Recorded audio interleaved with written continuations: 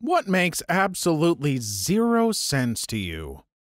Story 1. Flat Earthers. Met one in real life the other day and couldn't decide if they were trolling or not and had to end the conversation and walk away. Had an old friend from high school who dedicated his entire Facebook page to proving the Earth is flat. Everyone teased him and laughed at him. He finally left Facebook in a huff, claiming oppression. I work with one. We work in healthcare, and her job specifically has to do with technology that didn't exist 40 years ago. Anytime the topic comes up, I want to scream, "Your job wouldn't exist without the science you're denying."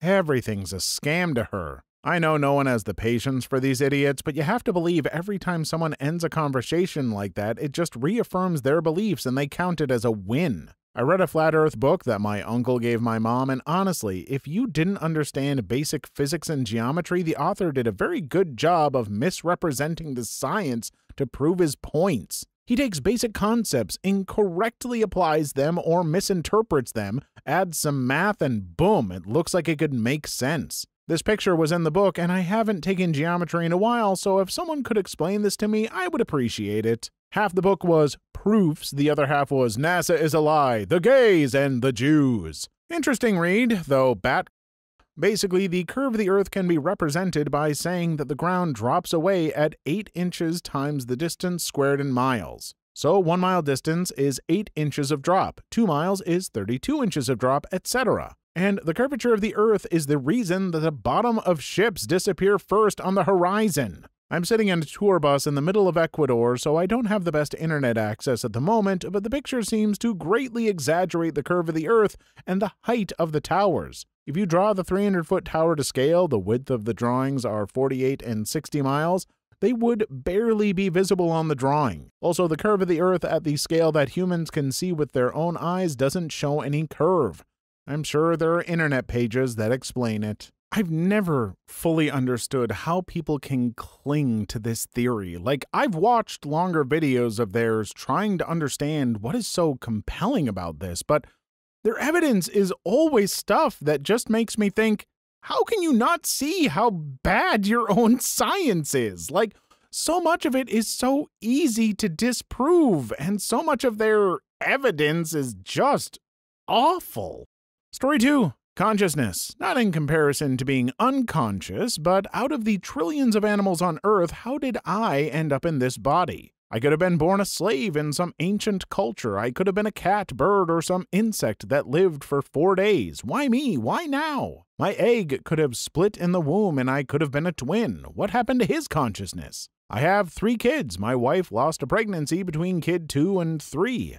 I don't know if it was a girl or a boy. We could have had a kid 4, 5, and so on, but we chose to stop. What about them? What would they have been like? How many great or mediocre people were never born? It seems that the set of possible conscious beings would be huge, and the vast majority of them never have a being to walk around in. How the hell did I or we end up so damn lucky? I thought of this when I was a kid. Messed with me so bad I became disassociated from myself and felt like an alien observing a creature. Things really got weird when I started thinking about where it goes when you die or sleep. This would last like 10 minutes until the feeling freaked me out and I returned to my body. I don't know that I have the time to really get into the thoughts of self and the conscious being, but I highly recommend reading up on that stuff. And you would never be an insect or many other such creatures because they don't think like we do. Self-actualization, sapience, and all that. Of course, if you believe in a soul, I could see how that would change your views, but yeah. Story 3.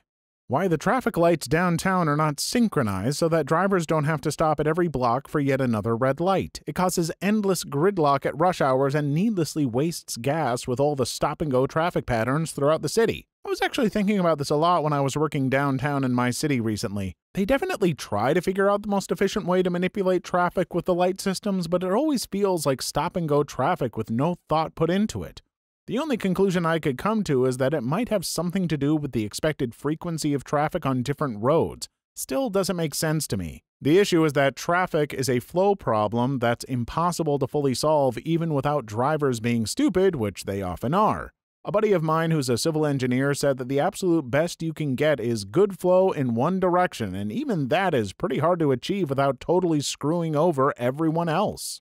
Story 4. My stepdad was hit by a drunk driver and blew both his knees apart. He eventually filed a lawsuit and won $500,000, but his health insurance company, which he had been paying a premium toward every month for 20 years, demanded he pay them back the money that they had spent on his medical bills. After doing that and giving the lawyer his percentage of the winnings, we were left with $25,000. That is exactly how it works. All insurance that covers harm has a clause that they get reimbursed if you sue for that harm. That's why you sue for damages plus emotional distress, lost work, etc. Yep, a friend in college was hit by a car while walking to class. They got all their medical bills covered plus $500K, I think, for emotional distress or whatever. Finished the degree and now working full-time and doesn't live extravagantly, just bought one decently nice new car.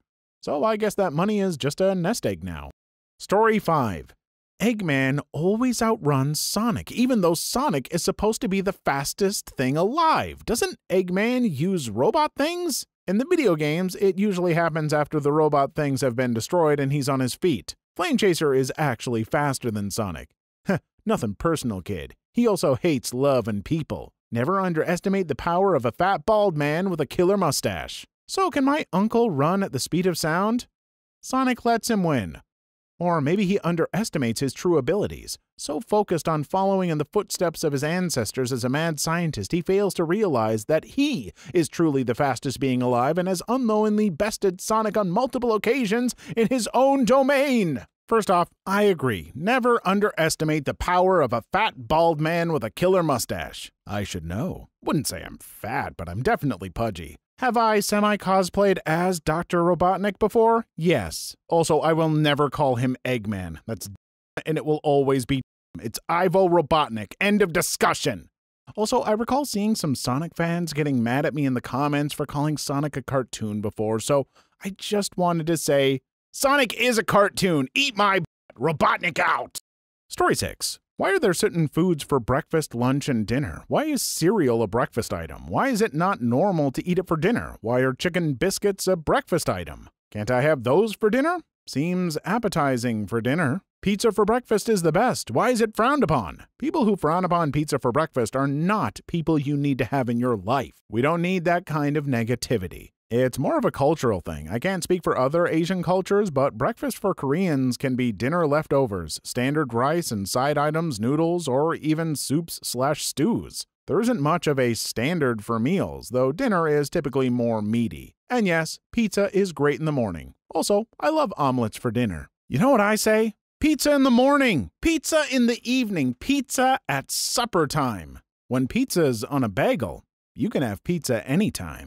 Story 7. People want flying cars. With as many bad drivers as there are on the ground, why would you want that in the sky? Most people think that having a flying car would be amazing because they picture being the only car in the sky. You hit the nail on the head. Even movies like Back to the Future 2 break this fantasy.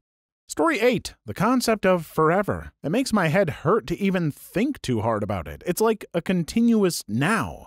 You just wrinkled my brain, man. But when will it be now? That's what scares me about the afterlife. Not whether or not there is one, but that if one exists, what do I do with eternity? Could be fun to make yourself think you're immortal so you can experience the thrills and emotions of uncertainty. Maybe that's what you're doing now. Look, if there is an eternity for your mind, then either your brain can only remember so much, so eventually things will keep seeming new to you as you erase old knowledge or just can't hang on to new knowledge, or your brain will continually advance and perceive things in a way you couldn't possibly know, and...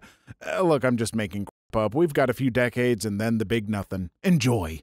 Please like and subscribe if you've made it this far. I hope you'll enjoy the rest of the video and have a wonderful day. Story 9. I don't understand why dental care is not considered actual health care and it is treated like a sidecar benefit. At least I could/can afford dental/vision if I wanted to. $10 every check is much easier than $50 to $100 every check. Problem is that most dental plans are simply discount cards with a certain group of dentists, and vision plans are glorified savings accounts. Our current vision plan pays out $5 more than its annualized cost. The only benefit being it comes out of the check pre-tax. Story 10. SpongeBob made a Krabby Patty in the first episode but was never given the formula. He just knew. It is implied that he knows. There is that one episode where he recites it for plankton but garbles the names of the ingredients. There's also the episode where he keeps going back and checking the formula in Krabs' office. I thought it was just the formula for the secret ingredient that was secret. So SpongeBob can use the ingredient but can't make it, probably because it's a dead whale. Yeah, I mean, even Plankton could just look at how they stacked the burger without needing to chemically analyze it. Story 11. Time. I will never be able to wrap my head around time.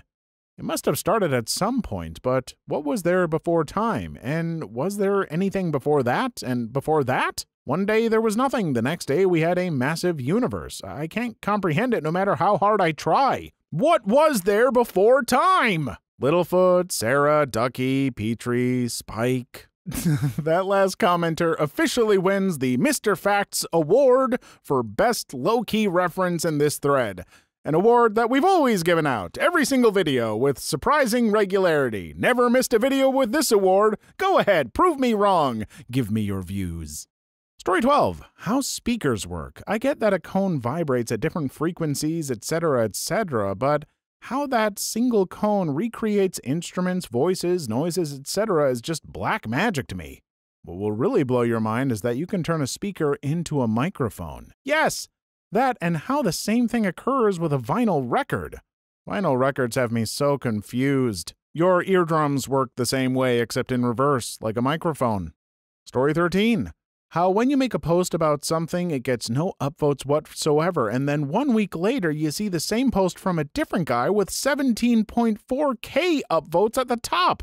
It's annoying, but it's all timing. Luck.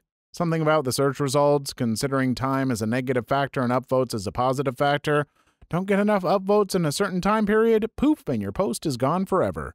Early upvotes make all the difference, while the quality of the post itself can only help to a degree. What the heck are they talking about? Sounds like some kind of website, but none I've ever heard of before. Sounds weird. Sounds like weird people would post stuff there, and frankly, I want nothing to do with it. Story 14. How some sodas/drinks have so much sugar in them. Like, what would it taste like without the sugar? Do I actually need that much flavoring to mask it, or do we need that much to taste something? The carbonation makes the sugar taste less sweet. Try shaking an almost empty bottle of Coke and drink it. The colder it is, the less sugar it tastes as well. So warm, flat Coke tastes like diluted syrup. Though both food and drug, alcoholic beverages are not regulated by the Food and Drug Administration. That's interesting. Are they regulated? Like, does ATF do that kind of stuff? Yeah, exactly. But that's why there are no nutrition labels on alcoholic drinks. I'm not sure this was intended to be funny, but asking if the Alcohol, Tobacco, and Firearms Department Service regulates alcohol had me laughing. Story 16. This website's search function. Here are 20 mildly relevant results from 5 years ago while completely ignoring what you're actually looking for, followed by 100 completely irrelevant results with the keywords scattered randomly around the several paragraphs of text. The site has a search function? Story 17. I'm constantly closing drawers and cabinets around here every day of my life. God damn it. So happy I'm not alone with this. Why can't they simply shut a door? My significant other is the same way. Never put the lids on or put them halfway. Drives me crazy. Is your house always cluttered too?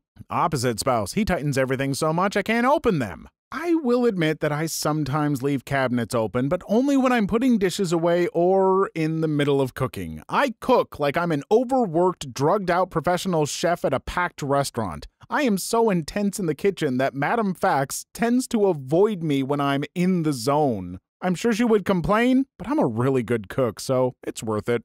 Story 18. Skateboard ollies. Imagine hammering down with your fist on the tip of a spoon. The spoon goes flipping through the air. Now imagine that immediately after hammering down, another force stops the rotating motion by flicking forward on the other edge of the spoon, the handle. The spoon would still fly into the air, but then level out. That's what an ollie is. Story 19. How easily people can convince themselves they know more about a topic than an expert who has devoted their life to a topic after a 10-minute Google search. A 10-minute search is being generous. My vet has a coffee mug that says, "Please don't confuse your Google search with my veterinary degree." Please leave your story in the comments. I would love to make a video on them in the future. Also, don't forget to like and subscribe.